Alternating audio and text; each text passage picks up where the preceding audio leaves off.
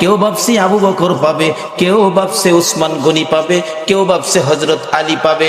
আমার নবী দুইটা চোখের পানি জর্জর করে ছেড়ে দিয়ে কান্দে, সাহাবীরা রে আমার জুব্বা মুবারক তোমরা কেউ পাবি না, আমার জুব্বা পাবে আমার ওয়াজ করনি রে। সাহাবীরা একজন আরেকজনের দিকে তাকাই, এটা আবার কোন শব্দ নবীজি ব্যবহার করলেন? ওয়াজ করনি নামে কোনোদিন কাউরে আমরা দেখি নাই। কে সেই ব্যক্তি? জীবনে কোনোদিন আসতে দেখি নাই, আমাদের সাথেও দেখা হয় নাই। এটা কেমন পাগল রে, জীবনে দেখা নাই, জুব্বা পেয়ে গেল। আমার ওয়াজ করনি যদি নবীর ভালোবাসায় জীবনে দেখা নাই, নবীর জুব্বা পেতে পারে। আমার মন বলে আজকে যারা মিলাদুন নবীর আয়োজন করে এই নবীর ভালোবাসায় বসে আছো গো, আপনাদের সঙ্গে আমার নবীর স্বপ্নের দিদার হইয়া যাবে। আল্লাহ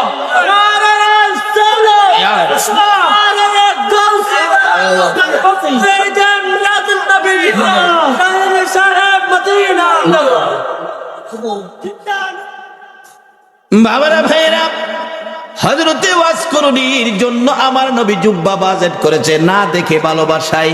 আমরাও তো না দেখে ভালোবাসায় বসে আছি। আজকে কি আমাদের নবী আমাদের জন্য একটা বাজেট কি নবী দিতে পারে না? নবী যে বাজেট করতে পারে এই বিশ্বাস কি আপনাদের আছে? এটা কি মানেন? তাহলে আসেন, অনেক সময় আবার অন্যজনে প্রশ্ন করে বসবে এটার প্রমাণ কি নবী যে বাজেট দিতে পারে?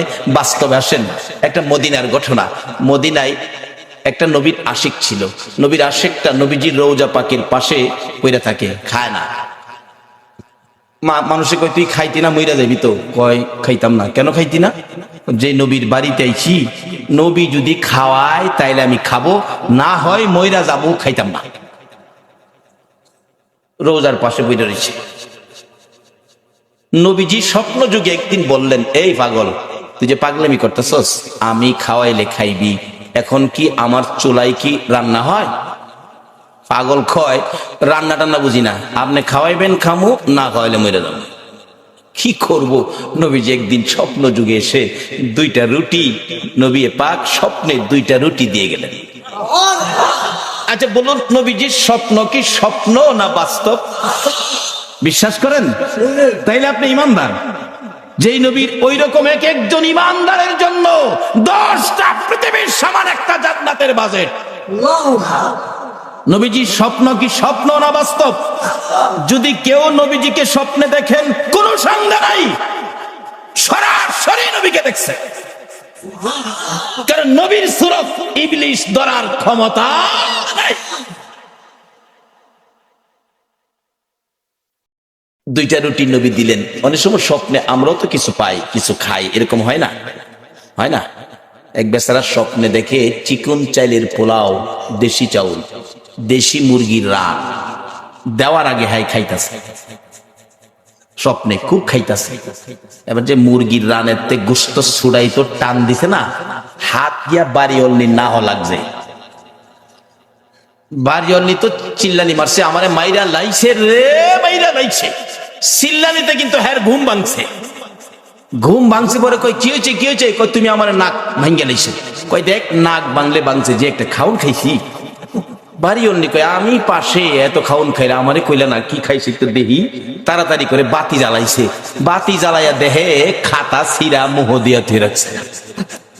তা আমরা স্বপ্নের খাওন হইল খাতা ছিঁড়া। বলুন, নবীজির স্বপ্নে দেওয়া কি খাতা ছিঁড়া? আসুন না সেই নবীর পক্ষে যায়। আল্লাহু আকবার বলুন। ওই আশিক বলেন, পাগল বলেন, আমি 2 রুটি পাইয়া স্বপ্নেই খাইতে শুরু করলাম। খাইতে খাইতে 1.5 রুটি খাইলাম। অর্ধেক রুটি হাতে আমার ঘুম ভেঙে গেছে। ঘুম ভাঙ্গার পরেও দেখি আল্লাহর কসম, নবীর দেওয়া স্বপ্নের রুটির 1.5 রুটি খাওয়ার পর অর্ধেক রুটি এখনো আমার হাতের মধ্যে আছে। বলুন, এই নবী এখনো উম্মতের কিছু দেওয়ার ক্ষমতা আছে কিনা? তাহলে আসুন সেই নবীর পক্ষে যাই, সেই নবীর দেখানো রাস্তাটার মধ্যে দাঁড়াই, তাহলে পাবো নবীকে স্বপ্নে দেখলে এটা বাস্তব। একজন আল্লাহর ওলি, নামটা আমার খেলনায় খেলে আসতে বসবো, উনি স্বপ্নে দেখে নবীজির সামনে বসা, নবীজি এভাবে দাড়ি মোবারকে খাও যাইতেছেন, এমন সময় একখান দাড়ি মোবারক ভাঙ্গা জমিনে পড়ে গেছে। ওই আল্লাহর ওলি কই হাই হাই, নবীজির দাড়ি মোবারক জমিনে, তাড়াতাড়ি করে হাতে ধরে মুঠ করে মুঠের মধ্যে নিয়ে আসছেন। ওনার ঘুম ভেঙে গেছে, দেখে ঘুম ভাঙার পরও হাতের মুঠ বন্ধ, মুঠ খুলে দেখে নবীজির দাড়ি মোবারক। ছিল স্বপ্ন, এখন বাস্তব। হাই হাই, নবীজির দাড়ি মোবারক কই রাখবো, কোথায় রাখবো, জায়গা ভালো জায়গা কই আছে, এখন না পাইয়া মাথার টুপির মধ্যে দিয়া সিলাই করে মাথায় রাখে। ওই আল্লাহর ওলি বলেন, নবীজি দাড়ি মুবারক আমার মাথায় থাকার কারণে দিনের বেলা রৌদ্রের মধ্যে রাস্তায় বাহির হলে মেঘের টুকরায় এসে আমার মাথার উপর ছায়া দিত। আজকে সে নবীর পক্ষে যতদিন মুসলমান না যাবে ততদিন পর্যন্ত বিপদ থেকে বাঁচতে পারবে না। বিপদ থেকে বাঁচার একটাই পথ, সেই পথটা হলো নবী মুহাম্মদুর রাসূলুল্লাহ। যে নবী স্বপ্নে দিলে এখনো দিতে পারে, আচ্ছা সে নবীর পক্ষে আমরা যারা বসে আছি, নবীজি কি আমাদের কিছু দিতে পারে না? এই বলতেছিলাম, ওয়াজ করুনি নবীর ভালোবাসায় কি পাইতেছে দেখেন, আর আপনাদের জন্য কি ভাজেন। আমার ওয়াজ করুনিকে আমার জুব্বা মুবারক তোমরা দিয়ে দিও। আবু বকর উমর প্রশ্ন করে বসলেন, হুজুর ওয়াজ করুনি কে, কোথায় থাকে, পরিচয় কি? আমার নবী চোখের পানি ছেড়ে দিলেন, ও আমার সাহাবীরা শোনো, ওয়াজ করুনি পরিচয় হলো নাম জিগাইলে নাম বলবে না, ঠিকানা জিগাইলে ঠিকানা বলবে না, কিন্তু বুঝবে কেমনে? তার হাতের মধ্যে সাদা অল্প একটু দাগ আছে, এই দাগটা দেখলেই বুঝবি ইনি হলেন আমার ওয়াজ করুনি। লম্বা ঘটনা। আবু বকর ওমর লইয়া, মতান্তরে আবু বকর হযরত আলীকে লইয়া নবীজির জুব্বা মুবারক নিয়ে পাহাড়ে পাহাড়ে ঘুরে ওয়াজ করুনির খবর পাই না। বাবারা ভাইয়েরা, ও বাবারা ভাইয়েরা, আসুন না নবীর আশিক কিভাবে পরিচয় পাওয়া যায়। যাইতে যাইতে কোথাও পাই না, রাখালেরা রে, ওয়াজ করুনি নামে কোনো পাগল তোমরা দেখছনি? রাখালেরা বলেন, আপনার নাম কি? আবু বকর। ও আবু বকর, ওয়াজ করুনি চিনি না, ওই সামনের পাহাড়ের উপরে নির্জনে একটা পাগল বসে থাকে, নাম কি আমরা জানি না। দৌড়ে গেলেন, দুইজন প্রশ্ন করেন, আপনার নাম কি? আমার নাম জিগেলেন, আমি তো আল্লাহর বান্দা। তাইলে কিছুটা ইঙ্গিত। আরে আপনার নাম কি? আরে বাবা নামটা কি দরকার, আমি আল্লাহর বান্দা, আমি কি মিথ্যা বলছি? কয় না, নামটা বলেন। আমি আখিরি নবীর উম্মত। এমনি ওমর থাপা দিয়ে ডাইনে হাতে ধরছে, যে ডাইনে হাতে ধরেছে ওয়াজ করুনি চোখের পানি ছেড়ে দিয়ে চিৎকার মারছে, ওমর, আবু বকর রে, নিশ্চয়ই তোমরা আমার আখিরি নবীর খবর নিয়ে আইছো। আমার আখিরি নবী ছাড়া আমার এই গোপন খবর কেউ জানে না। আমার নবীর খবর কি? আমার নবী বুঝি দুনিয়ায় নাই রে? ও আবু বকর, দুইজনে মিলে প্রশ্ন করেন, কিভাবে জানেন আপনি? কত সম্পর্ক ছিল, জীবনে কোনোদিন দেখে নাই। কারা গো? এই নবীর মিলাদুন নবীর আয়োজন করেছো, নবীর ভালোবাসার রশি মদিনার সাথে লাগাইছো, নিশ্চয়ই তোমাদের সাথে একদিন আমার নবীর স্বপ্নের দিদার হয়ে যাবে। আবু বকর ওমর ডাকে, ও ওয়াজ করুনি নাই রে, আমার নবী দুনিয়ায় নাই। এই জুব্বা মুবারক তোমার জন্য বাজেট করেছে। ওয়াজ করুনি বলেন, আমার জন্য জুব্বা নিয়ে আসছো, এই জুব্বা আমি কেমনে রাখবো রে? আমার নবী নাই, আমি নবীর উম্মতের জন্য কি করব? আবু বকর ওমর প্রশ্ন করেন, আমরা আপনাকে কোনোদিন দেখি নাই, এত বড় বাজেট, এত বড় সম্পর্ক কিভাবে করলেন? আবু বকর ওমর দুইজনে প্রশ্ন করলে হযরতে ওয়াজ করুনি ডাকে, আপনারা কি নবীকে ভালোবাসেন? হ। আপনারা ভালোবাসার কি প্রমাণ আছে আমারে দেখান তো। কথা কয় না, কি প্রমাণ আছে? নবীজির উহুদের জমিনে দুইটা দান মোবারক ভেঙেছে, আপনারা কি জানেন? হ জানি। দেখি আপনারা হা করেন। হা করলে, ও আবু বকর ওমর রে, নবীর দান নাই, তোমাদের মুখে দান দেখা যায় রে। কেমন ভালোবাসো? আমি ওয়াজ করুনির মুখের দিকে তাকাইয়া দেখো, আমার মুখে একটা দাঁতও না। যেদিন শুনেছি আমার নবীর মুখে দাঁত ভেঙেছে দুইটা, আমি পাহাড়ে বসে পাথর দিয়ে বাংলাম দুইটা, উপরের দাঁত ভেঙ্গে ভাবলাম উপরের দাঁত না নিচের দাঁত, নিচের থেকে বাংলাম দুইটা। এই দুইটা না হইয়া যদি ডান দিকের হয়, ডান দিক থেকে বাংলাম দুইটা। ডান দিকের উপরে না হইয়া যদি বাম দিকের দুইটা হয়, বাম দিকের বামলাম দুইটা। এইভাবে আমি ওয়াজ করনি নবীর ভালোবাসায় ভাঙতে ভাঙতে 32টা দাঁত বাংলাম রে, নবীর ভালোবাসায় সবগুলো শেষ করে দিলাম। এবার আবু বকর উমর বলেন, ও ওয়াজ করনি বুঝেছি, তোমার ভালোবাসায় নবী খুশি হইয়া তোমাকে জুব্বা মুবারক বাজেট দিয়েছে। ওয়াজ করনি জীবনে কোনোদিন আমার নবীর দেখা পায় না, এত দূর থেকে যদি ভালোবাসায় নবী পাকের জুব্বা মুবারক পাইতে পারে, আমরা বাংলার জমিন থেকে সত্যিকার অর্থে নবীর ভালোবাসা দিলে আমরা কি নবীর দিদার পাইতে পারি না? বাবারা, কোন নবী? যেই নবীর কথা মানার জন্য আমার আল্লাহ বলেছে কবর যাওয়ার আগে মুসলমান হও। মুসলমান কিভাবে হবেন, কোন কায়দায় কোন আদর্শে মুসলমান হবেন? আল্লাহ বলেছে তোমরা আমার নবীর কথা মানো। কোন নবী? যেই নবী সকল সৃষ্টির জন্য রহমত। এখন এই নবীর কথা আপনারা মানা দরকার আছে কিনা? তাহলে কবর গিয়া পাইবেন খাউন, আর যদি না মানেন কবর গিয়া পাইবেন আগুন। কিভাবে আগুন, কিভাবে খাউন? আসুন আমি অল্প সময়ের মধ্যে এটা শেষ করতেছি, আপনাদের কষ্ট হইতেছে না তো? খাউন আর আগুন।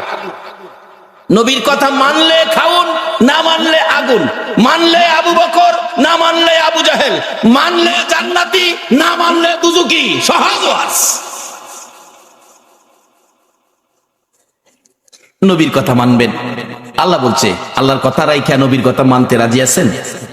নবীজি একটা চিঠি নবীর পক্ষ থেকে আসছে আমাদের কাছে। নবীর একটা চিঠি আপনাদের সামনে দিলাম। প্রথম চিঠিটা হলো কাফা বিল মাউতি ওয়াইজান। রাসূল বলছে একটা ওয়াজ যথেষ্ট, তুমি তোমার মৃত্যুর কথাটা স্মরণ করো। আচ্ছা, আমরা যে মরতে হবে এই কথাটা কি রাইট? আল্লাহ তো বলছে, নবীও বলতেছে।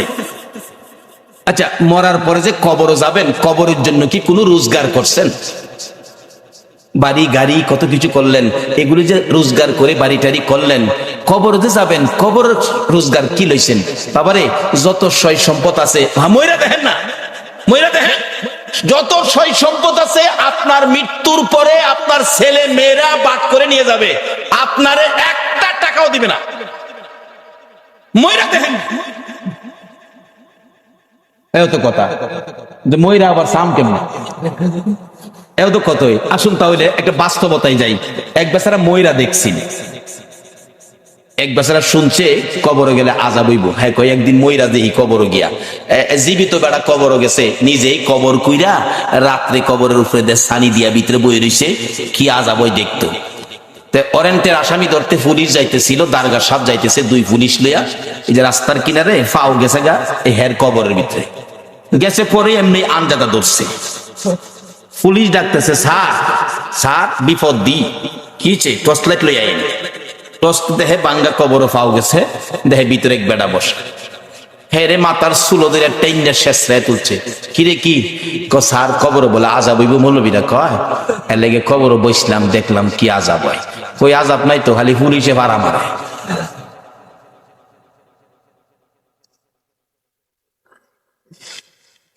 পরে আঞ্জাদা ধরলাম, পরে দেখলাম যে চুলো দুইটা টাইনা তুললেন, এই তো আর আযাব কই। পুলিশ দু তিন বাড়ি ফুটকির মধ্যে দিচ্ছে, ফাতলামি করতে আর জায়গা ফসলা। সকালবেলা মানুষ দেখছি মৌলবীরা যে কই কবর আযাব দেখতেছি, পইলা এক পুলিশে ভাড়া মারে। পরে আরেকটাই চুলো দুইটা টাইনা তুলে, আরেকটাই দুইটা ফুটকিত বাড়ি দেয়। এরপরে যা বাড়ি এহেন হইয়া। আসলে কি কবর আযাব এটা? এই বেটা মরার আগে মইরা দেখছি। ও যুবক, কবরের আযাব পাকিস্তানের ঘটনা। 91 সনে মাসিক পত্রিকার খবর। একটা যুবক মৃত্যু হলে পীর দুহা কবরস্থানে তাকে দাফন করার জন্য কবর কুড়ে লাশ নিয়ে গেছে, যা দেখে কবরটা বন্ধ হয়ে গেছে। অর্থাৎ কবরে বুঝাইতেছে তোর মতো পাপীকে আমি রাখবো না। 91 সনের মাসিক পত্রিকা। ইমাম সাহেব ছিলেন আল্লাহর ওলি মানুষ। আল্লাহর ওলি আসনা দেশে? এখন তো ওলিদের মর্যাদা নাই, এখন ওলির দরকার পড়ে না, এখন ওলির কোন প্রয়োজন পড়ে না, যে যুগ পড়ছে। আবার মাঝে মাঝে দিই পরে যখন বন্যায় সারা দেশ পানির নিচে নেগা, তখন দেখছি রেডিও সেন্টারে গান দেয়, ওলি আল্লাহর বাংলাদেশ, কয় না, শহীদ গাজীর বাংলাদেশ, তাদের হস্তে রহম করুন আল্লাহ। এই লজ্জা করে না তাদের হস্তে তাদের দোয়াই দাও? বিপদে বললে বুঝি ওলি দরকার করে, এরপরে ওলি লাগে না? মুসলমানদের তিনটা শক্তি, একটা হলো তাওহীদ, আরেকটা হলো রিসালাত, আরেকটা হলো বেলায়াত। বেলায়াতের শক্তির হাতগুলি কত পাওয়ার, এই হাতগুলি কেন বন্ধ করা হলো? এই জন্যই বাংলার মুসলমান বিপদে পড়লো। তার আগে নবীর চিঠি হাতে নেন, নবীর চিঠি, আর দুনিয়া ও মাজরাতুল আখিরা। বাবারে যুবক, দুনিয়ায় বন্ধুর চিঠি পাইলে 3 বার করে পড়ো বন্ধুর চিঠি, বান্ধবীর চিঠি পাইলে দরজা বন্ধ করে পড়ো ওই নবীর চিঠি পড়ো, যেই নবী 63 বছর জিন্দেগি উম্মতি উম্মতি বলে কাঁদছে, এখনো সোনার মদিনায় শুইয়া শুইয়া আমার নবী 24 ঘন্টা উম্মতি উম্মতি বলে কান্দে। বলুন এই নবীর পক্ষে থাকা আমাদের দরকার আছে কিনা? বাবারা ভাইয়েরা, এই নবীর চিঠির মর্যাদা যদি দিতে পারেন ভাগ্য ভালো হয়ে যাবে। চিঠির মর্যাদা দিয়েছেন ওমরের জীবনী খুলুন, হযরত ওমর নবীর চিঠি নয়, নবীর আদুরের নাতি ইমাম হুসাইন রাদিয়াল্লাহু তাআলা আনহুর চিঠির মর্যাদা দিয়ে ওমরের জীবন তো ধন্য হয়ে গেল। হুসাইনের চিঠির মর্যাদা দিয়ে যদি ওমরের জীবন ধন্য হয়, নবীর চিঠির মর্যাদা দিলে বলুন আমাদের জীবন ধন্য হবে কিনা? ওমর নবীর চিঠি নয়, আদুরের নাতি হুসাইনের চিঠির মর্যাদা কিভাবে দিয়েছেন? হুসাইন, ওমর যখন মদিনার রাষ্ট্রপতি, হুসাইন এবং ওমরের ছেলে আব্দুল্লাহ দুইজন খেলাধুলা করতে যায়, এক পর্যায়ে হুসাইন বলে ফেললেন ওমরের ছেলেরে, গোলামের বাচ্চা গোলাম। আব্দুল্লাহ কয়, হুসাইন আমারে গোলামের বাচ্চা গোলাম কইছেন? বুঝছেন আমার বাবা রাষ্ট্রপতি, বাগেরে থাপ্পড় দেয়, চিনেন না আমার বাবারে? বাড়িতে গিয়ে কয়, আব্বা ওমর কি? হুসাইন আমারে কয়, আমি বলে গোলামের বাচ্চা গোলাম, আপনি বলে বড় গোলাম, আমি বলে বাচ্চা গোলাম। ওমর হাসে, কয় আব্বা আপনি হাসেন, বিচারটা করতে হবে। ওমর ডাকে, ও আব্দুল্লাহ, যার বিরুদ্ধে বিচার দিয়েছ তার বিচার করার ক্ষমতা আমার নাই। যেই নবী সেজদায় গেলে হুসাইন নবীর ঘাড় মুবারকে বসে থাকে, হুসাইন ঘাড় মুবারকে বসে থাকলে আমার নবী নামাজের তাসবিহ 5 বার 7 বার 9 বার 11 বার, হুসাইন নামে না। নবী চাইলেন নামাইতে, কেন? আল্লাহনি প্রশ্ন করে বসে, বন্ধু গো, নামাজের সেজদায় গিয়ে নাতি কাঁধে লইয়া পড়ে আছো, নাতি পাইয়া কি আমি আল্লাহর কথা ভুলে গেছো? চাইছিলেন ঘাট থেকে নামাবেন, এমনি সময় আমার আল্লাহ বলেন, জিবরাইল রে আমার বন্ধুর কানে খবর দে, হুসাইন আমার বন্ধুর ঘাড়ে বসা আছে, আমি আল্লাহর কাছে বড় ভালো লাগে, যতক্ষণ পর্যন্ত হুসাইন ইচ্ছা করে না নামবে রে, ততক্ষণ পর্যন্ত যেন আমার বন্ধু সেজদায় পড়ে থাকে। এই হুসাইনের বিচার করার ক্ষমতা আমি উমরের নাই। না বাবা, বিচার করতে হবে, যাও জুমার দিন বিচার হবে মসজিদে নববীতে। ওমর রাষ্ট্রপতি মিম্বরে উঠে ঘোষণা দিলেন, হুসাইন আছেন? হ্যাঁ। আমার ছেলেরে গোলামের বাচ্চা গোলাম কইছেন? হ্যাঁ কইছি। তা আমি তো রাষ্ট্রপতি, আমি তো কোনো গোলাম না, আমারও গোলাম কইলেন, ছেলেরে বাচ্চা গোলাম কইলেন, কই গোলামি করলাম? ও ইমাম হুসাইন আঙ্গুল ইশারা করে বলে, ওমর আমার সামনে বড় কথা কইেন না, আপনি কি আমার নানার গোলামি করেন নাই?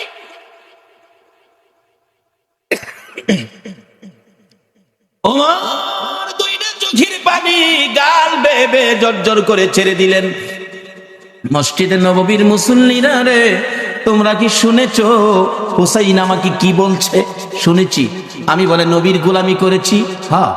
হুসাইন পারবেননি এই কথাটা কাগজে লিখে দিতে? পারবো। আমি দেখছি যেটা পারবো না। আমার নানার গোলামি করেছে ওমর, তাই ওমরের ছেলেরে গোলামের বাচ্চা গোলাম গালি দিলাম। ওমর এই চিঠিখানি হাতে লইয়া ডাকে, মসজিদে নববীর মুসল্লিরা রে, আমি নবীর গোলামি করেছি, প্রমাণ দিয়েছে ইমাম হুসাইন, আমি ওমর আর কোথাও কোনো ভয় করি না। ওমর বলেন, হুসাইন বলেছে আমি নবীর গোলামি করেছি আর আমি ভয় পাই না, নবীর গোলাম হইয়া কবরে যাব। ও মুসল্লিরা, আমি ওমর যদি মৃত্যুবরণ করি, হুসাইনের চিঠির মর্যাদা দিলেন ওমর, আমি ওমর যদি মৃত্যুবরণ করি, আমার কাফনের ভিতরে ঢুকাইবার আগে হুসাইনের লেখা চিঠি রে, নবীর গোলামি করেছি, আমার হাতের মধ্যে দিয়ে, আমার হাতটা কাফনের মধ্যে দিয়ে দিও। আমার আল্লাহ কই, ওমর রে, আমার নবীর আদরের নাতি হুসাইনকে ভালোবাসা দিলে, আমার নবী মদিনার রওজাত থেকে বলুন এই ভালোবাসার খবর পাইছে কিনা? হুসাইনের চিঠির মর্যাদা দিয়ে ওমরের অবস্থা কি? ওমর রাষ্ট্রপতি, মসজিদের নববীর মধ্যে নামাজের ভিতরে ওমরের কলিজার মধ্যে ছুরির আঘাত করেছে, জামাতের মধ্যে ওমর ঢলে পড়ে গেছে, রক্তে মসজিদের নববী লাল লাল হয়ে গেছে, মুসল্লিদের পায়ের নিচে জামাতের মধ্যে রক্ত যাইতেছে, মুসল্লিরা নামাজের মধ্যে চিৎকার মারছে, কার রক্ত রে? মসজিদে নববী লাল হয়ে গেছে, ওমর ঢলে পড়ে আছে, ওমরের ছেলে ডাকতেছে, মুসল্লিরা গো, আমার বাবারাই আঘাত করেছে, কে জানি, দরজা বন্ধ করে দেন, প্রতিশোধ নিব, বিচার করব কোন মুনাফেক জানি আঘাত করেছে। ওমর ছোট্ট ছোট্ট সুরে ডাকে, ও বাবা আমার কাছে আসো, প্রতিশোধ নিবা, বিচার করবা আমাকে খুশি করার জন্য। হ বাবা, বাবা রে, বিচার করে প্রতিশোধ নিয়ে খুশি করতে পারবি না, আমাকে যদি খুশি করতে হয় আমি তো মরে যাব রে বাবা। একটা কথা শোনো। কি কথা? ছেলে, নবীজির রওজার পাশে আমার ভাই আবু বকর ঘুমাইছে, আর একটা জায়গা খালি আছে রে ছেলে, আমাকে যদি খুশি করতে হয় মা আয়েশা সিদ্দিকার কাছ থেকে অনুমতি নিয়ে আসো, আমি উমরকে নবীজির পাশে নিয়ে শোয়াইতে পারো, নবীর পাশে যদি আমারে শোয়াইতে পারো রে, আমি উমর খুশি হইয়া যাইব। অথচ তখনও তিনি রাষ্ট্রপতি, ইচ্ছে করলে গায়ের জোরে শুইতে পারতেন, কিন্তু ইসলাম কোনদিন গায়ের জোর ব্যবহার করে না। নবীরে মানে সব বুঝে আসবে। দৌড়ে গেলেন উমরের ছেলে, মা আয়েশা সিদ্দিকা, আমার বাবাকে ছুরির আঘাত করেছে, বাবার মৃত্যু হয়ে যাবে, বাবা কাঁদতেছে, নবীজির রওজার পাশে একটু জায়গা এখানে শোয়ার জন্য অনুমতি দেবেন? মা আয়েশা ভাবতেছেন, ইচ্ছে ছিল আমি এখানে শুইব নবীজির পাশে, এক পাশে আমার বাবা আবু বকর, আরেক পাশে আমি শুইব। ওমর অনুমতি চাইলেন, কি বলবো, আচ্ছা আপনি এখন যান, আমি একটু পরামর্শ করি। উমরের ছেলে চলে গেছে, বাবা অনুমতি হয় নাই, তুমি আবার যাও, আবার যাও। আবার আয়েশা দেখে মা আয়েশা সিদ্দিকা নবীজির রওজার পাশে দাঁড়িয়ে আছে, প্রশ্ন রাখতেছেন, নবী গো, উমর আপনার পাশে শুইতে চাই, ইচ্ছে ছিল আমি আয়েশা আপনার পাশে শুইব। হুজুর বলুন কে আপনার পাশে শুইব? আমি আয়েশা না উমর? আমার নবী হুসাইনের চিঠির মর্যাদা দেওয়ার কারণে রোজার ভিতর থেকে নবী ডাকতেছে, রে আয়েশা, আয়েশা রে, আমার উমরকে আমার পাশে শোয়ার অনুমতি দে। নবী ডাইকা ডাইকা পাশের বিছানায় শোয়াইলেন। নবীর আদরের নাতি হুসাইনের চিঠির মর্যাদা দিলে নবী যদি ডাইকা ডাইকা পাশে শোয়াই গো, এই নবীর চিঠির মর্যাদা সরাসরি দিলে বলুন বিপদে পড়লে নবী আমাদের পাশে আসবে কিনা? বাবারা ভাইয়েরা, মরতে হবে, মরার আগে আসল রাস্তাটা ক্লিয়ার করি। নবীর চিঠির মর্যাদা দেই। নবী বলেছে কাফা বিল মাউতি ওয়াইজান, একটা চিঠি হলো একটা ওয়াজ যথেষ্ট, মৃত্যুর কথা স্মরণ। আরেকটা চিঠি হলো আদ-দুনিয়া ও মাজরাতুল আখিরা, এই জগৎ থেকে আখিরাতের বাজার আমাদের করতে হবে, কিন্তু দুনিয়ার বাজার করলাম, আখিরাতের বাজার নাই। মরে দেখেন আপনার কিছুই দুনিয়ার সঙ্গী নাই। আরে মা বাবার কথা মতো যে জন চলে না, বলুন বলুন, মা বাবার কথা মতো যে জন চলে না, আল্লাহ নবীজির দয়া তারা পাবি না। হাইরে আল্লাহ নবীজির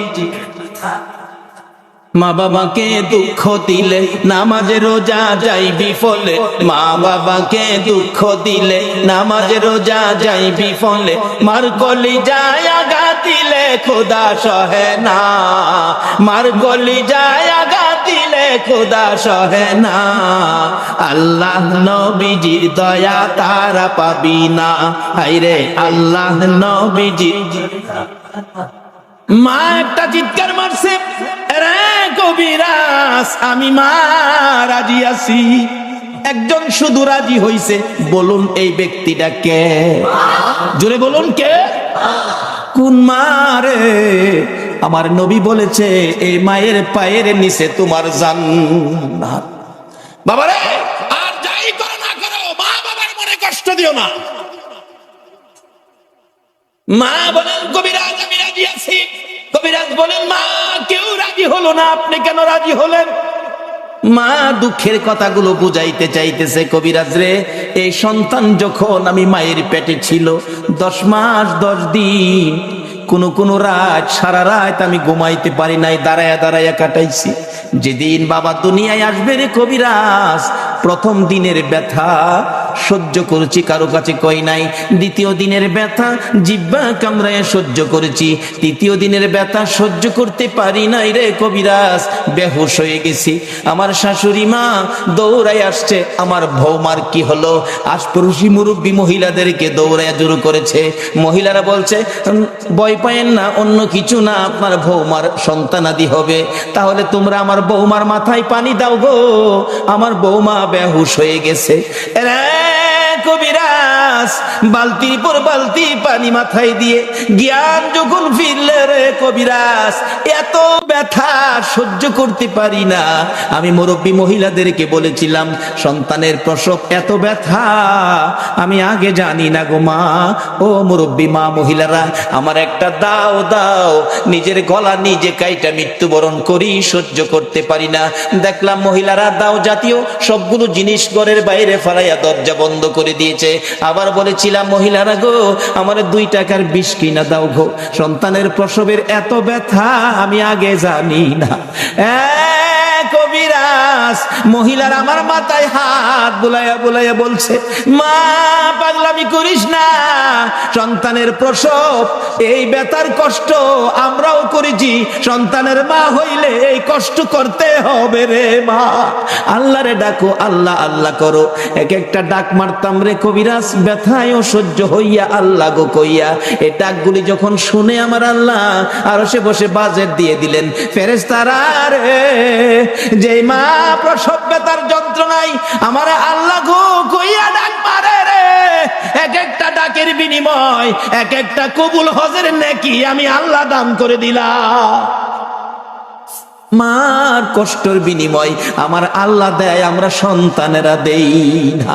বাবারে ভালোবাসতে পারেন নবীকে, মসজিদ বানাইতে পারেন, মাদ্রাসা বানাইতে পারেন, নামাজ পড়তে পারেন, রোজা করতে পারেন, হজ করতে পারেন, যাকাত দিতে পারেন, মুফতি মুহাদ্দিস মুফাসসির হইতে পারেন, মক্কা মদিনার ইমাম সাহেব যদি হয়ে যাও, এই মা বাবারে যদি কষ্ট দাও গো আমার নবীর সুপারিশ নসিব হবে না।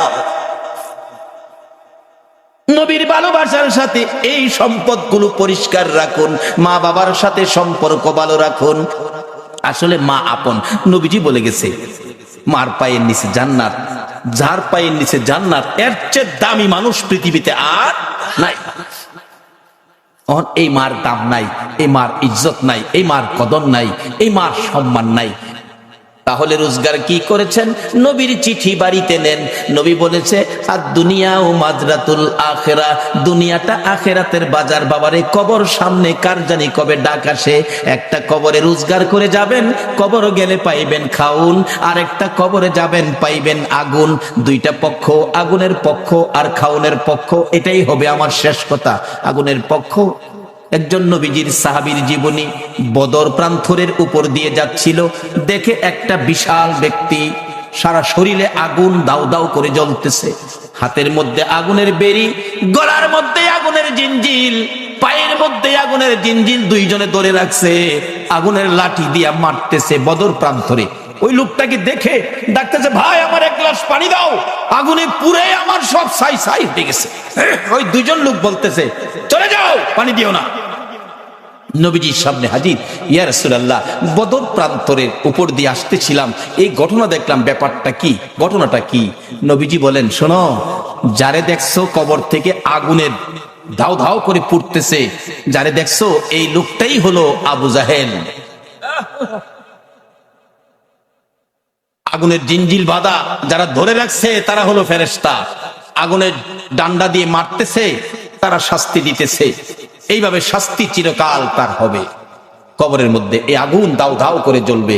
আমার কাছে পানি চাইছিল, পানি দিতে নিষেধ করলো, তো তার কপালে পানি নাই, পানি কোনোদিন সে পাবে না। নবীর পক্ষ নেয় না বিদায় আবু জাহেলের কবরে আগুন। আর আপনারা যারা নবীর পক্ষ নিলেন, নবীর পক্ষে কবর গেলে কি এটাই হবে শেষ কথা?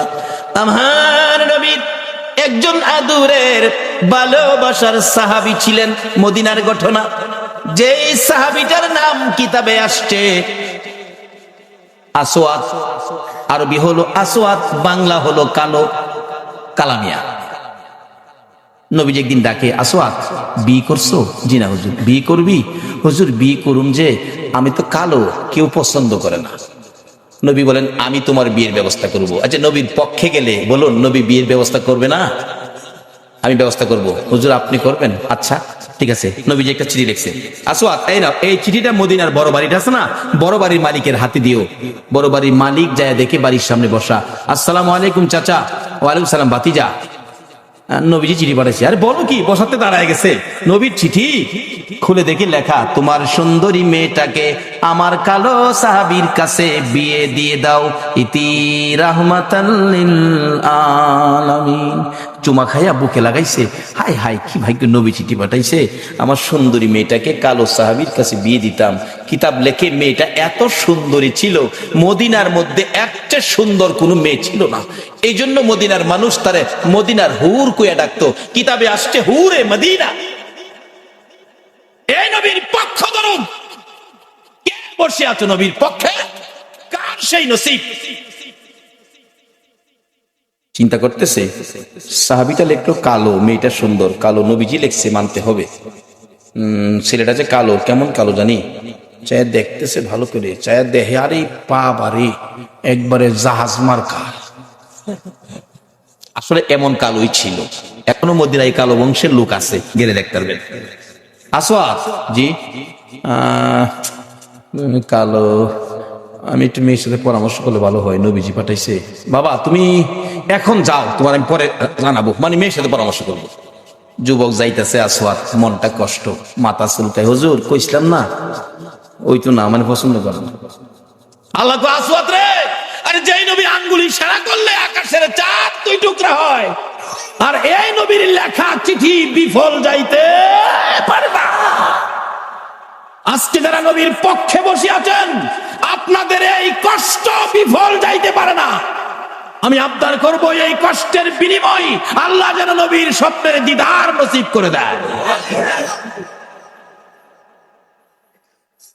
মনটা কষ্ট, আল্লাহ কই না, হবে না, ব্যবস্থা করতেছি।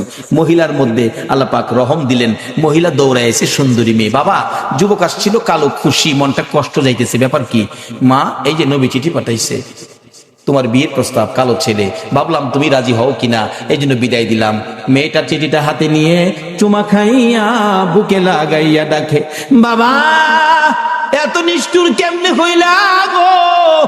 যেই নবীর কথা মানার জন্য আমার আল্লাহ বলেছে, এই নবীর কথা আমার বিয়ের প্রস্তাব। বাবা আমি কালো আর সুন্দর বুঝি না, আমি নবীর কথা মানি রে। ও সোনার বাংলার ভাইয়েরা, মা বোনেরা, যেই ইয়াসরিব নামের পাথর আর বালুর দেশ, এই নবীর কথা মাইনা নবীর ভালোবাসা দিয়ে যাইয়া দেখো সোনার মদিনা হইয়া গেছে।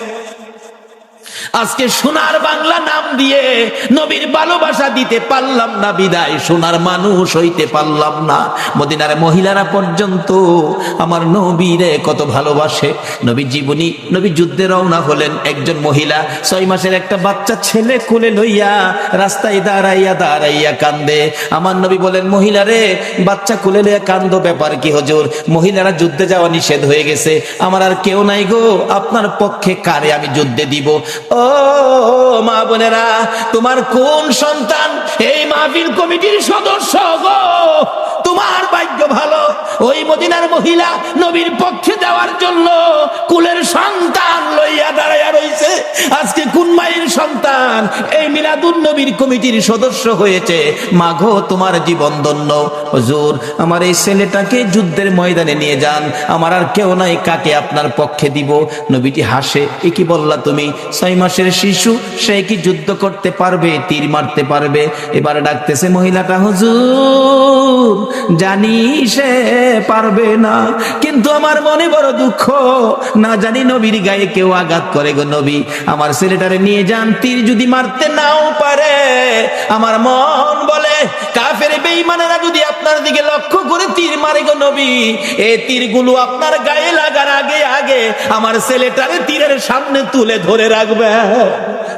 তীর খাইয়া আমার 6 মাসের ছেলে দুনিয়ার থেকে বিদায় হয়ে যাবে, আমি মায়ের কোনো দুঃখ থাকবে না, কিন্তু রাসূলের গায়ে যেন আঘাত না লাগে। মদিনার মহিলারা পর্যন্ত এইভাবে আমার নবীরে ভালোবাসতেন। আজকে ইয়াসরিব নামের পাথরের দেশ সোনার মদিনা হয়ে গেছে। এবার মেয়েটা ডাকতেছে, বাবা গো, আমি সুন্দর আর কালো বুঝি না, নবী চিঠি পাঠাইছে, নবীর কথা মানতে যাইয়া সুন্দরী মেয়ে কালোর কাছে বিয়ে বসতে রাজি হয়ে গেলা। বাবা ডাক দেন, যাইতেছে গা, নবী কষ্ট পাবে। মদিনার মহিলারা পর্যন্ত নবী কষ্ট পাবে এই কাজ করতে রাজি না। ডাক দেন, বাবা তো আগেই রাজি। আসওয়াদ, কালামি আসেন। দাহের সাইজ দেখা যা ভালোই, বিয়াটা যদি হয় আপনারা কি দাওয়াত দিলে যাইবেন? কেউ রাজি না, যাইতেন না? বুঝছি কিছু টাকা পয়সা লাগে হয়তো বিয়াত গেলে, এলিগে রাজি না। আরে এই বিয়ার টাকা লাগতো না, রাজি কিনা কোন? যাও লাগতো না, বিয়া হয়ে গেছে। আসেন। আসসালামু আলাইকুম চাচা। ওয়ালাইকুম সালাম বাতিজা, কি ব্যাপার? বাবা আমার মেয়ে তো রাজি হয়েছে। কত রাজি হলে তো খুশির ব্যাপার।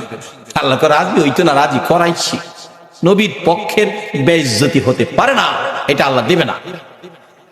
বাবা শুনেন, মহারণার টাকা আনছেন? আসওয়াদ কয়, মহারণার টাকা? নবীর চিঠি ছাড়া আমার কাছে আর কিছু নাই।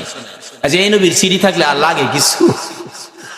নবীর চিঠি কিছু নাই। মেয়েটা কয়, আব্বা আপনি না ধনী মানুষ, নবী যখন পাঠাইছে মনে হয় গরিব লোক, মহারণার টাকা দেওয়ার জন্য আপনি তাকে কিছু সাহায্য দেন। কেমন মেয়ে, বাবারে পরামর্শ দেয়, নবী খুশি হইব কোন কাজে দেন, নবী খুশি হইব, আল্লাহ খুশি হইব, সাহায্য, যৌতুক না, সাহায্য। মেয়ের পরামর্শ দিলেন, আসওয়াদ নেন, এটা মহারণা দিয়েন। আবার জিগায়, আসওয়াদ আজকে বিয়ে হলে একটা নতুন কাপড় কিনতে পারবি, টাকা আছে? এমটি পকেট, একবারে খালি, কিছু নাই। দিবেন কিনা কন? না দিলে জামুগা সাহস। মেয়েটাকে, বাবা এটা পাগল, যাইতে দিয়েন না, নবী কষ্ট পাইবো। বাবা আপনারা ধনী মানুষ, কেমন মেয়ে ও বাবারে পরামর্শ দেয়, ধনী মানুষ না আপনি, দেন না বাবা। একটা কাপড়ের টাকা দিলেন, মহারানার টাকাও বাবা দিলেন। লইয়া আসওয়াদ মদিনার মার্কেটে বিয়ের বাজার করবে। কাপড়ের দোকানে ঢুকলেন, দোকানদার কাপড় দে, সুন্দরী মেয়ে বিয়ে করব, দেখেন কোনটা নিবেন কোনটা না। আসওয়াদ দেখতেছে কোনটা নিবে কোনটা না। এমন সময় শুনে রে, রাস্তা দিকে যেন পাগলের মতো দৌড়ায়, এতিমের মতো কান্দে আর ডাকে, রে মদিনার দোকানদারেরা, ও মদিনার যুবকেরা, ও মদিনার সাহাবীরা, খবর পাইছো নি? আল্লাহর বন্ধু যুদ্ধের ময়দানে রওনা হয়ে গেছে। এমনি সময় যুবকেরা দৌড়াইয়া বাড়িতে গিয়ে যুদ্ধের পোশাক পরে তরবারি হাতে মার পায়ে সালাম করতেছে, মা গো বিদায় দাও গো মা। নবী বলে, যুদ্ধে গেছে, বিদায় দাও, দেখা হবে হাসরের ময়দান। দোকানদারেরা দোকান বন্ধ করতেছে, দোকানদারি করবে না। আসওয়াদ নিজেকে নিজে প্রশ্ন করে, ও আসওয়াদ নবী বলে যুদ্ধে যাইতেছে, তুই কি এখন যুদ্ধের বাজার করবি না বিয়ের বাজার করবি? মন ফাইসালা দিলেন নবী যুদ্ধে যাবে, বিয়ের বাজার করব না। বিয়ের বাজারের সবগুলো টাকা লইয়া, নবীর ভালোবাসা কাকে কয়, একটা তরবারি বিয়ের বাজারের টাকা দিয়ে যুদ্ধের বাজার তরবারি কিনে নবীর পিছে পিছে দৌড়াইয়া যুদ্ধের ময়দানে যুদ্ধ করতে করতে হযরতে আসওয়াদ শহীদ হয়ে গেছে। যে যুদ্ধে 70 জন সাহাবা জীবন দিয়েছে, আমার নবী যুদ্ধ শেষে ডাকতেছেন, সাহাবীরা রে আমার শহীদদেরকে দাফন কর, গোসল দিস না রে, রক্ত মাখা জামা গুলো পাল্টাস না, রক্ত মাখা জামা সহ দাফন করে দে। আমি নবী হাসরের ময়দানে আমার আল্লাহরে দেখাবো আমার উম্মতেরা কত পাগল ছিল। সেই নবীর ভালোবাসায় কারা বসে আছে? আমার নবী দাফনের নির্দেশ দিলে 69 জনকে রক্ত মাখা জামা কাপড় সহ দাফন করা হলো। 70-এর মাথায় দূরে পড়ে আছে হযরতে আসওয়াদ। নবী বলেন, সাহাবীরা রে আমার আসওয়াদ বিয়ে করতে গিয়েছিল, এই ময়দানে দেখা যায়। একজন বলেন, হুজুর আমি দেখেছি বিয়ের বাজারের টাকা দিয়ে আপনার কথা শুনে যুদ্ধের বাজার করে জীবন দিয়ে ফেলেছে। আমার নবী বলেন, কাছে যাইয়া দেখি নতুন তরবারিটা হাতে চিত হয়ে পড়ে আছে, জিহ্বাটা বাহির হয়ে কপালে লাইগা রইছে, কলিজাটা বাহির হইয়া থরথর করে কাঁপতেছে। আমার নবীটাকে, আসওয়াদ রে মদিনার হুর নিলি না, নবীর ভালোবাসায় জীবন দিলি রে, কলিজা দেখাইয়া বিদায় হইলি, মাবুদ আমার আসওয়াদ রে কি দিবা গো আল্লাহ। নবী বলেন, আমি কবরের পাশে দাঁড়িয়ে আছি, আসওয়াদের লাশটা ধরে ধরে নিয়ে আনতেছি কবরে দেওয়ার জন্য। নবীজি কবরের দিকে তাকাইয়া মুস্কি মুস্কি হাসতেছেন। সাহাবীরা বলেন, ইয়া রাসূলুল্লাহ এই কবরের দিকে তাকাইয়া মুস্কি মুস্কি হাসেন কারণ কি? আমার নবী বলেন, সাহাবীরা রে আমি যা দেখি তোমরা তা দেখো না, আমি যা জানি তোমরা তা জানো না। হুজুর কি দেখে হাসলেন আমরা জানতে চাই। আমার নবী ডাকে, সাহাবীরা রে আমার আসওয়াদ মদিনার হুর ফালাইয়া আমি নবীর ভালোবাসায় বিয়ের বাজারের টাকা দিয়ে যুদ্ধের বাজার করে জীবন দিয়ে কবরে রওনা হয়েছে। আমি তার কবরের পাশে দাঁড়াইয়া দেখি রে মদিনার হুরের পরিবর্তে রে আসওয়াতের কবরে জান্নাতের হুর পাঠাইয়া দিছে। একটা পক্ষ হলো জান্নাতে খাউন, কবরের মধ্যে জান্নাতের হুর, আর একটা পক্ষ হলো কবর আগুন। যেই পক্ষটা নবীর দুশ্মন এটার কবরে হবে আগুন, আর যেই পক্ষটা নবী ভালোবাসছে নবীর পক্ষে ছিল এই পক্ষটাই হবে জান্নাতের খাউন, আর কবরে হবে জান্নাতের হুর। বাবার কবরে যখন যাইতেই হবে এই পক্ষটা ধরুন, যেই পক্ষটাই কবরে গেলে, যেই নবীর ভালোবাসায় কবরে গেলে দুনিয়ার হুরের পরিবর্তে জান্নাতের হুর কবর আসে, সেই পক্ষটাই হলো মিলাদুন নবীর পক্ষ, সেই পক্ষটাই হলো ঈদে মিলাদুন নবীর পক্ষ, সেই পক্ষটা হলো এই নবীর ভালোবাসা, এই নবীর কথাগুলো মানা। আল্লাহ আমাদের সকলকে এই নবীকে ভালোবাসা, এই নবীর কথা মানার তৌফিক দান করুক। সকলে বলুন আমিন। আসুন দেখি কার ইমানি শক্তি কত। ওই নবীর উপর দুরূদ সালাম মদিনা পাঠাইতে আপনারা কে কে রাজি? আসুন নবীর উপর দুরূদ সালাম মদিনা পাঠাইয়া নবী সালাম রব্বির হামহুমা কামা রব্বায়ানি সগীরা। রব্বুল আলামিন জান্নাতের বাগানে বসে জান্নাতি মেহমান লইয়া তুমি যার প্রেমে সব বানাইছো ওই নবীর আশেক পাগল লইয়া বাংলার জমিন থেকে দুরূদ ও সালাম মদিনা পাঠাইছি গো আল্লাহ। আমাদের দুরূদ ও সালাম গুলো পাখির মতো উড়াইয়া উড়াইয়া দয়ার নবী মায়ার নবীর রওজা আতহারে পৌঁছাইয়া দাও। আল্লাহ গো মিলাদুন নবীর উসিলাই, আজকের মাহফিলের উসিলাই, দুরূদ ও সালামের উসিলাই আমরা যারা হাত বাড়াইছি আমাদের তামাম জিন্দেগীর গুনাহগুলো ক্ষমা করে দাও।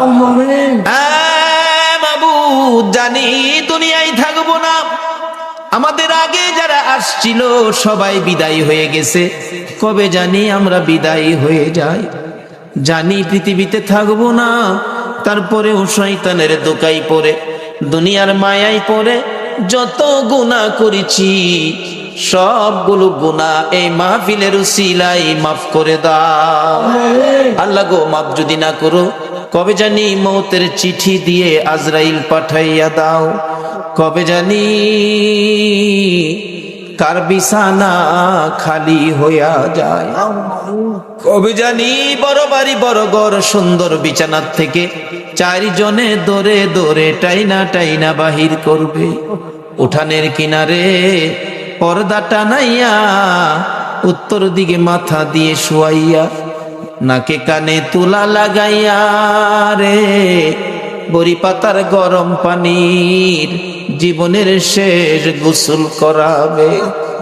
আদুরের সন্তানেরা বারিন্দায় দাঁড়ায়া দাঁড়ায়া ডাকবে, বাবা গো পর্দার ভিতরে কিসের গোসল করো গো বাবা। মা টাইনা টাইনা সন্তানের বুকে জড়াবে, আয় এতিম, এতিম রে আয় আমার বুকে আয়, তোর বাবা যেই গোসল করে রে আজ থেকে তোমরা এতিম হইয়া গেছো। মউত কত এতিম দেখি রাস্তায় রাস্তায় দাঁড়ায়া কান্দে।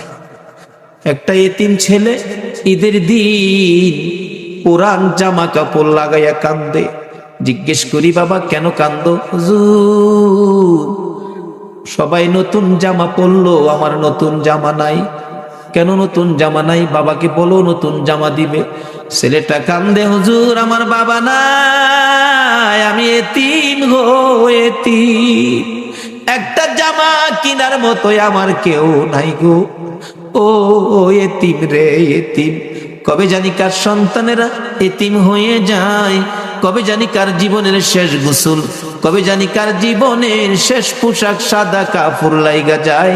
ওই দিন আসার আগে এ মাহফিলের উসিলায় আমাদের সবাইকে তুমি মাফ করে দাও। আমাদের মধ্যে যারা বিপদে আছে বিপদ থেকে উদ্ধার করে দাও, যারা ঋণগ্রস্ত আছে ঋণ থেকে মুক্ত করে দাও। আল্লাহ গো, ও আমার আল্লাহ, যাদের ছেলে নাই ছেলে দাও, যাদের মেয়ে নাই মেয়ে দাও, যাদের ছেলেও নাই মেয়েও নাই ছেলে মেয়ে দিয়ে তাদের কলিজা ঠান্ডা করে দাও গো আল্লাহ। মাবুদ, আমাদের মধ্যে যারা নামাজি নামাজ কবুল করে নাও, যারা নামাজ পড়ে না নামাজের বুঝদান করে দাও, যারা ব্যবসা করে ব্যবসায় বরকত দাও, যারা চাকরি করে পদোন্নতি দান করে দাও, যারা গৃহস্থী করে জমির ফসলে বরকত দাও। আল্লাহ গো, যারা মক্কা মদিনা যাওয়ার পাগল পাখির মতো উড়াইয়া মক্কা আর মদিনা লইয়া যাও গো আল্লাহ। মাবুদ, যারা বিদেশ থাকে সকল বিদেশি ভাইদেরকে হেফাজতে রাখো গো আল্লাহ। যারা বিদেশ যাবে তাদের মনের আশা পুরা করে দাও গো আল্লাহ। খাস করে আজকের মাহফিল কমিটি সোনার ছেলেদেরকে তোমার নবীর পক্ষে কবুল করো গো আল্লাহ। সভাপতি সাহেব, সুযোগ্য চেয়ারম্যান সাহেব এত রাত পর্যন্ত মাহফিলের পক্ষে কষ্ট করেছে, আল্লাহ ওনাকে নেক হায়াত বাড়াইয়া দাও। এই পর্যন্ত যারা মাহফিলে মিলাদুন নবীর পক্ষে কষ্ট করে বসে আছে গো, সবাইকে তোমার নবীর স্বপ্নের দিদার দেখাইয়া দিও গো আল্লাহ। তোমার নবীর স্বপ্নে না দেখাইয়া কারু গায়ে সাদা কাফন লাগাইও না গো আল্লাহ। মিলাদুন নবীর পক্ষে যারা বসা সকলকে তুমি আফত বিপদ আযাব গজব অ্যাক্সিডেন্ট বা মুসিবত শয়তানের শয়তানি দুশ্মনের দুশ্মনী হইতে বাঁচাইয়া রহমত বরকত শান্তি দ্বারা ভরপুর করে দাও গো আল্লাহ। আল্লাহ খাস করে দোয়ার দরখাস্ত করেছেন, এই মাহফিলে সাহায্য করেছেন প্রবাসী ভাইয়েরা, আল্লাহ যাদের সহযোগিতায় এই মাহফিল কায়েম হয়েছে, আল্লাহ তাদেরকে নেক হায়াত বাড়াইয়া দাও। এই সংগঠনের সদস্য ভাইরা বড় কষ্ট করে নবীর বাগান সাজিয়েছে, আল্লাহ গো এই সদস্য ভাইদেরকে তুমি নেক হায়াত বাড়াইয়া নবীজির প্রেমের মালা গলায় পরাইয়া দাও। আল্লাহ যাদের পিতা মাতা কবরে মাফ করে দাও। আল্লাহ যারা পরীক্ষার্থী পরীক্ষা দিতেছে, মা বাবার মনে বড় আশা রে ছেলে মেয়ে পাস করে বাড়িতে আসবে, আল্লাহ মা বাবার কলিজা ঠান্ডা করে দিও। সকল পরীক্ষার্থী ভাই বোনদেরকে তুমি কামিয়াবি দান করে দিও গো আল্লাহ। ইয়া আল্লাহ, কাজ করে মাহফিলে যারা স্বেচ্ছাসেবক পরিশ্রম করেছে করেছে, কষ্ট করেছে, আল্লাহ তাদেরকে নেক হায়াত দাও, নবীর গোলাম হিসাবে কবুল করে নাও গো আল্লাহ। যাদের সহযোগিতা করেছে এই মাহফিলের জন্য আল্লাহ, এই গ্রামবাসী সকলে মিলে তাদের মিলেমিশে থাকার তৌফিক দাও। যারা মাহফিলে কষ্ট করেছে, সাহায্য সহযোগিতা করেছে, তাদেরকে তুমি আল্লাহ সব জায়গায় সাহায্য করে দিও গো আল্লাহ। এই আল্লাহ খাস করে যারা এই প্রতি বছর মাহফিলের পক্ষে থাকে, আল্লাহ মাহফিলে থাকে, থাকবে, আসছে, আসবে, সাহায্য সহযোগিতা করেছে, করবে, সকলকে তুমি কাল কিয়ামতে নবীর গুদারায় উঠাইয়া ফুলসিরাতের ফুল পার করে দিও গো আল্লাহ।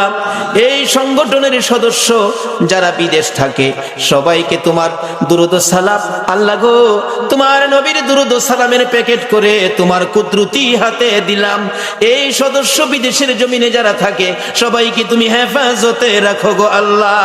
সকলকে তুমি রুজি রোজগারে বরকত লাগাইয়া বেশি বেশি করে নেক হায়াত বাড়াইয়া দাও আল্লাহ। যারা নবীর মিলাদের পক্ষে আসে না আল্লাহ, সবাইকে বুঝ দিয়ে নবীর মিলাদের পক্ষে কবুল করে নাও আল্লাহ। মসজিদ কমিটির সদস্যদেরকে নেক হায়াত বাড়িয়ে দাও, তোমার ঘরের খেদমত বেশি বেশি করার তৌফিক দান করে দাও আল্লাহ। যাদের ছেলে নাই ছেলে দাও, যাদের মেয়ে নাই মেয়ে দাও, যাদের ছেলেও নাই মেয়েও নাই ছেলে মেয়ে দিয়ে কলিজা ঠান্ডা করে দাও আল্লাহ। যাদের অনেক উপযুক্ত ছেলে রুজি রোজগারের ব্যবস্থা নাই আল্লাহ, এই যুবকদেরকে রুজি রোজগারের ব্যবস্থা করে দাও। অনেক উপযুক্ত মেয়ে বিয়ে শাদী হয় না আল্লাহ, তুমি তাদের বিয়ে শাদীর ব্যবস্থা করে দাও আল্লাহ। এই এলাকায় রহমত বরকত দিয়ে ভরপুর করে দাও আল্লাহ। আমাদের সকলকে আসমানি জমিনি বালা মুসিবত হইতে বাঁচাইয়া রহমতের প্যাকেটের মধ্যে কবুল করে নাও আল্লাহ। এই মাহফিল তোমার কুদরতি হাতে দিয়ে গেলাম, কিয়ামত পর্যন্ত এই মাহফিল তুমি কায়েম রাখো। এই মাহফিলের পক্ষে যারা আসছে, আসবে, সাহায্য সহযোগিতা করেছে, করবে, সকলকে কাল কিয়ামতে নবীর গুদারায় উঠাইয়া ফুল সিরাতের ফুল পার করে দিও আল্লাহ। মা বোনেরাও কষ্ট করেছে, রাবিয়া বস্তির মতো বানিয়ে দাও, কাল কিয়ামতে খাতুনে জান্নাত ফাতেমাতুজ জাহরার সাথে হাসর নসিব করে দিও আল্লাহ। মাহফিল শেষে যারা যেখানে যাবে সহি সালামতে পৌঁছাইয়া দিও। সাল্লাল্লাহু তাআলা আলা খায়রি খালকিহি মুহাম্মাদিন ওয়া আলা আলিহি ওয়া আসহাবিহি আজমাইন বিহাক্কি লা ইলাহা ইল্লাল্লাহু মুহাম্মাদুর রাসূল। করো নামাজ রোজা কায়েম করো সুন্নিয়াত, আমল করো নামাজ রোজা কায়েম করো সুন্নিয়াত। জিন্দাবাদ জিন্দাবাদ জিন্দাবাদ নবী, নবীজির আশিক যিনি মরে ও মরে না তিনি, নবীজির আশিক যিনি মরে ও মরে না তিনি। কাফন পরে ঘুমিয়াছে গাউসুল আজম বগদাদ, কাফন পরে ঘুমিয়াছে গাউসুল আজম বগদাদ। জিন্দাবাদ জিন্দাবাদ নবীর সেনা, জিন্দাবাদ জিন্দাবাদ জিন্দাবাদ নবীর, নবীর জন্য হৌরে পাগল ওহে নবীর আশিক সকল, নবীর জন্য হৌরে পাগল ওহে নবীর আশিক সকল। পার করিবে দয়াল নবী রোজ হাসরে ফুল সিরাত, পার করিবে দয়াল নবী রোজ হাসরে ফুল সিরাত। জিন্দাবাদ জিন্দাবাদ নবীর সেনা, জিন্দাবাদ জিন্দাবাদ জিন্দাবাদ নবীর। আমল করো নামাজে রোজা কায়েম করো সুন্নিয়াত, আমল করো নামাজে রোজা কায়েম করো সুন্নিয়াত। জিন্দাবাদ জিন্দাবাদ নবীর সেনা, জিন্দাবাদ জিন্দাবাদ জিন্দাবাদ নবীর।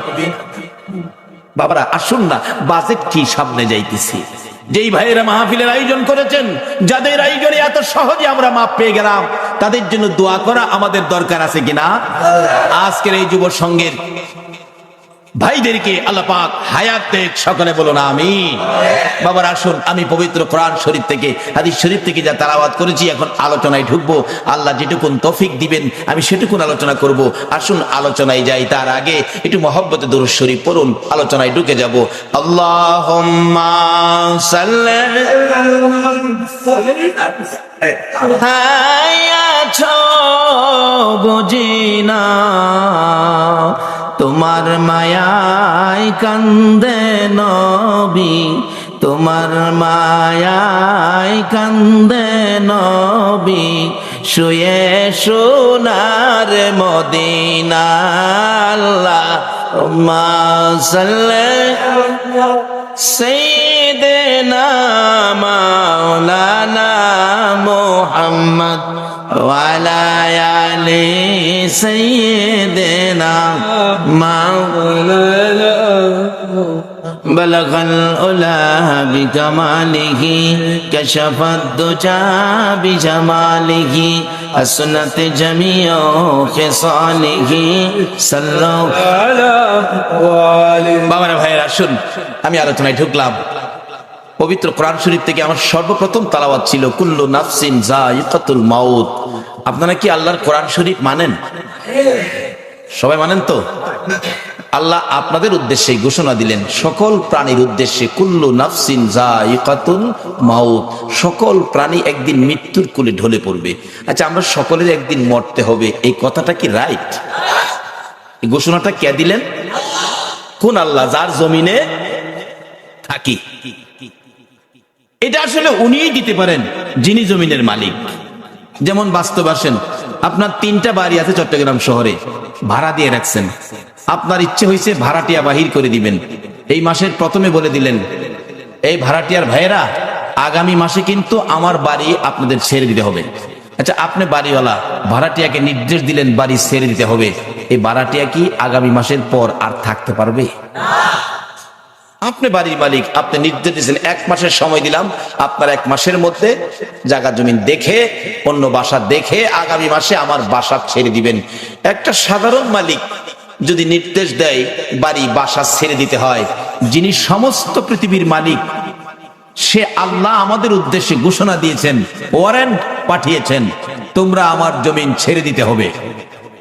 ঘোষণাটা কি? কুল্লু নাফসিন যায়িকাতুল মাউত। এই ঘোষণাই আগে যারা আসছিল তারা চলে গেছে, আমরা যারা আছি আমরাও যাইতে হবে। যাইতে যে হবে, আমি আপনাদের কাছে একটা প্রশ্ন রাখি, আপনারা মৃত্যু হয়ে গেলে কোন দেশে যাবেন?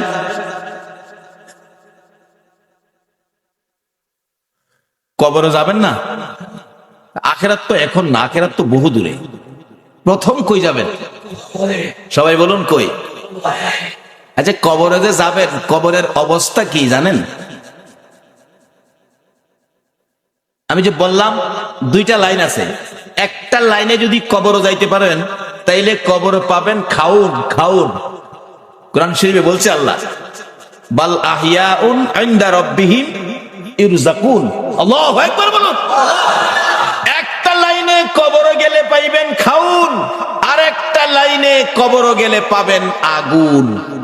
আপনারা কি আগুনের লাইনে যাবেন না খাউনের লাইনে যাবেন? সবাই কি খাউনের পক্ষে? তাইলে মৌলবীরা দোষ দিয়েন না, খালি মৌলবীরা খায়।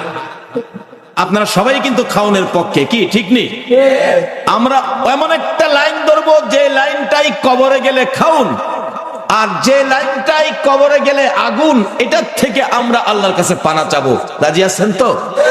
আসুন, এই কবরে যখন যাইতেই হবে, লাইন 2টা রাখলাম, আসবে পরে কোন লাইনে আগুন, কোন লাইনে খাউন। অবশ্য কবরে কিন্তু যাইতেই হবে।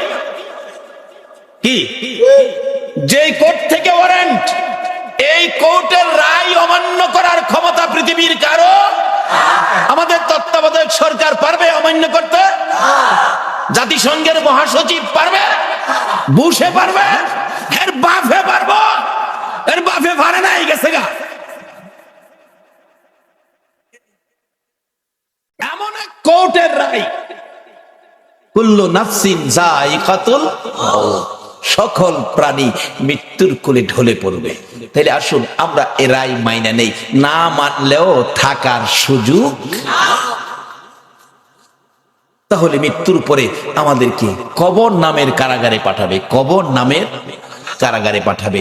আসুন এই কবরে যাওয়ার আগে রাস্তা দুইটা, একটা কবরে আগুন, একটা কবরে খাউন। আসুন সামনে আসতেছে। তাইলে আমরা যখন মৃত্যু হবে কিভাবে মরলে ভালো হয়, কোন রাস্তায় কি করতে হবে, একটু পরামর্শ আল্লাহর জিজ্ঞাসা। আল্লাহ আমরা এখন কি করতে পারি বলেন? আল্লাহ আপনাদেরকে ভালো পরামর্শ দিতেছে কোরআন শরীফ। ইয়া আইয়ুহাল্লাযীনা আমানু দুখুলু ফিস-সিলমি কাফা। ও বিশ্বাসীরা, ইমানদাররা, তোমরা পুরাপুরি ভাবে ইসলামের মধ্যে ঢুকে যাও। বলুন কিসে ঢুকতে বলছে?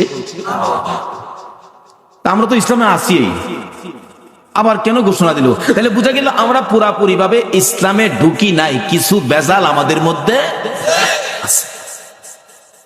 এই বেজাল যে আছে এটা বুঝবেন কেমনে যে কোন জিনিসটা বেজাল কোনটা সঠিক? আল্লাহ তাও কোরআন শরীফে ফায়সালা দিছে।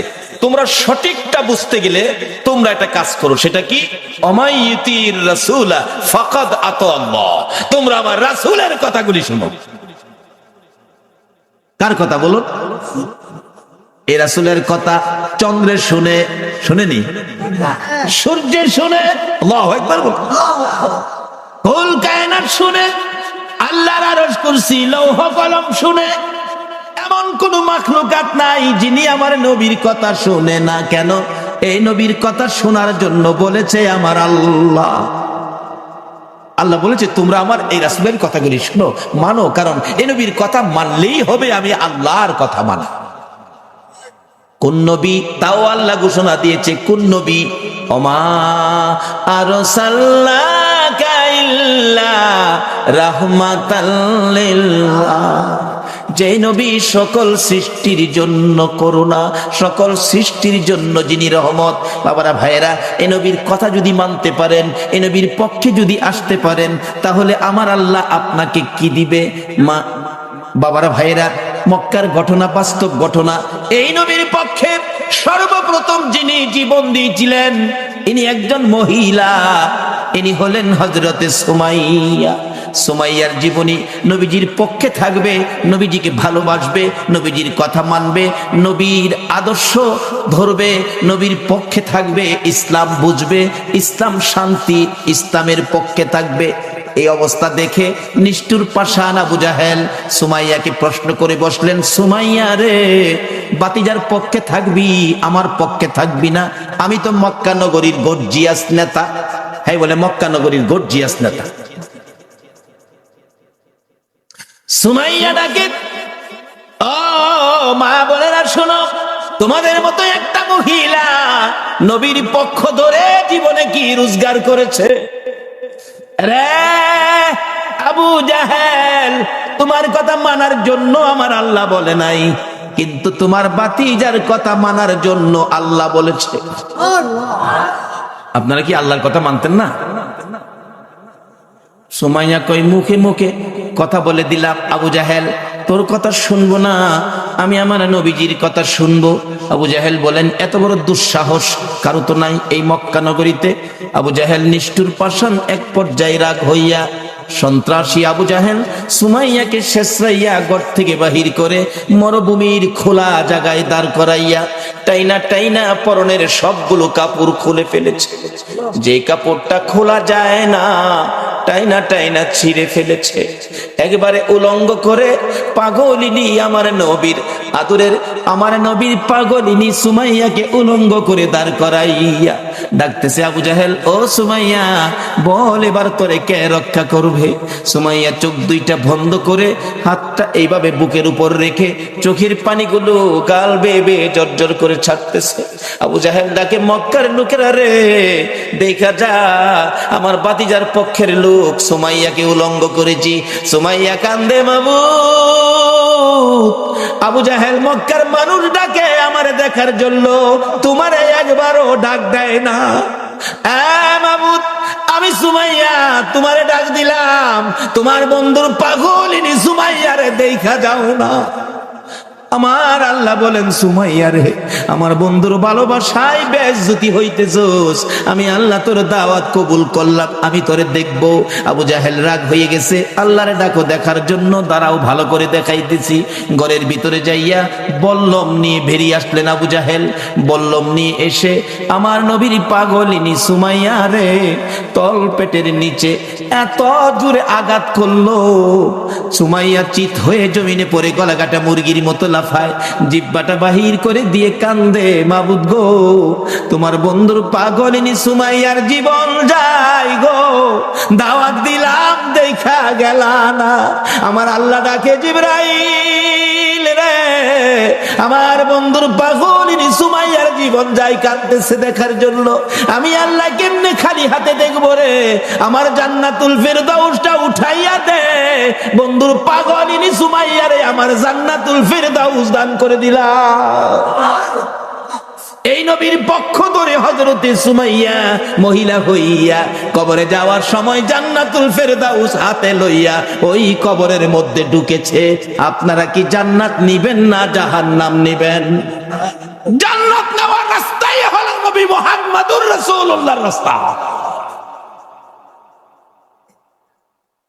শুধু জান্নাত নয়, আজকে যারা নবীর ভালোবাসায় বসে আছেন, আপনারা কি কেউ নবীজিরে দেখছেন? কেউ দেখছেন না? এই নবীর ভালোবাসা দেখেন নাই, বাংলার জমিনে বসে আছেন, এইভাবে আপনাদের মতো ভালোবাসায় নবীরে দেখে নাই। হযরতে ওয়াজ করুনি, 7 বছর বয়স, নবীরে ভালোবাসে। কয় বছর? কিন্তু ওয়াজ করুনি, পিতা হারা হয়ে গেলেন, মার গলায় ধরে কান্দে, মাগো বাবা নাই, সংসার কেমনে চলবে? মা বলেন, বাবা চিন্তা করো না, আল্লাহ চালাবে। ওয়াজ করুনি সম্পূর্ণ সংসারের দায়িত্ব নিতে হলো। 7 বছর বেড়া বকরি দুম্বা লইয়া পাহাড়ে পাহাড়ে যায়, বেড়া বকরি দুম্বা ছেড়ে শুধু গুনগুন গুনগুন করে গান গায়, দয়ার নবী মায়ার নবী গো, আপনি আমার জীবনের জীবন। বলুন, দয়ার নবী মায়ার নবী গো, আপনি আমার। ওয়াজ করুনি নবীর দেখে নাই এই চোখে, শুধুমাত্র নবীর ভালোবাসার গান গাই, দিন যাই রাত্র যাই, মাঝে মাঝে পাহাড়ের চূড়ায় নিরিবিলি বসে নবীর ভালোবাসার গান গাই। এদিকে কারো কারো দুম্বা, কারো কারো বকরি বাগে থাফাইয়া নিয়ে যায়, মাঝে মাঝে বিচার যায় মায়ের কাছে, ও ওয়াজ করুনির মা, তোমার ওয়াজ করুনির বেড়া বকরি দুম্বা অনেকগুলি বাগে নিয়ে গেছে। মার কাছে বিচার গেলে, বাড়িতে আসলে ওয়াজ করুনি জিজ্ঞেস করে, মা বাবা গো, তোমার বেড়া বকরি দুম্বা বলে বাগে খাইছে, তুমি কইছিলা? মা আমি কাছে ছিলাম না, তাহলে খবরটা কি? ওয়াজ করুনিটা ডাকে, মা গো আমি দেখেছি বাঘ আসছে গো মা, কিন্তু বাঘ আসে ঠিকই, আমার বকরির পাশে বাঘ নাকটা লাগাইয়া গো, নাক আমার বকরির গায়ে লাগাইয়া হাত লাগাই না। নবীর আশিকেরা গো, যেই নবীর আশিকে ওয়াজ করুনি, তার বেড়া বকরি দুম্বা জঙ্গলার বাগে খায় না, নাক লাগাইয়া হাত লাগায় না। মা আমি দেখেছি ভাগ এসে আমার বকরি ছেড়ে দিয়ে অন্যের বকরি ধরে নিয়ে যায়, এ হলো নবীর ভালোবাসার পুরস্কার। মাগো কোনোদিন ভয় পায় না, ওয়াজ করুনির বকরি জঙ্গলার বাগে খাবে না।